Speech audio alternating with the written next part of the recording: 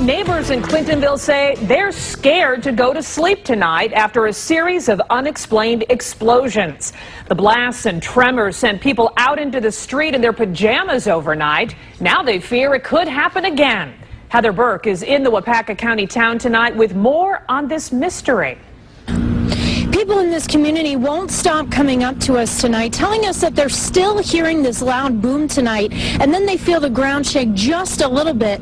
Now, this boom isn't coming up from the sky, but rather it's coming from down below.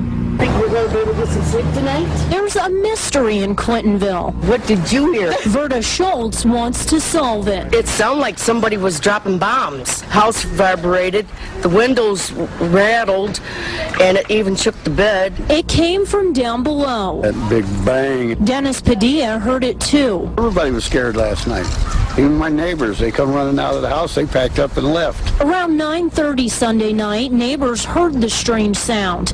Hours later, 911 was hit with dozens of calls. Continuing to be a mystery, but our question really will be as the temperatures drop if anything changes again. Clintonville City Administrator Lisa Cuss says the city is working with an engineering firm to monitor it.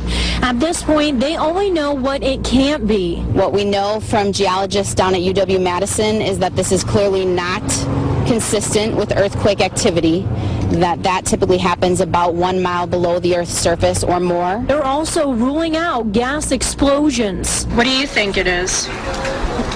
I don't know, but it's got me kind of curious. Schultz wants her quiet community no longer buzzing with fear. I hope everybody can figure this out real soon before a lot of people get really concerned, may end up packing their stuff and putting their houses up for sale.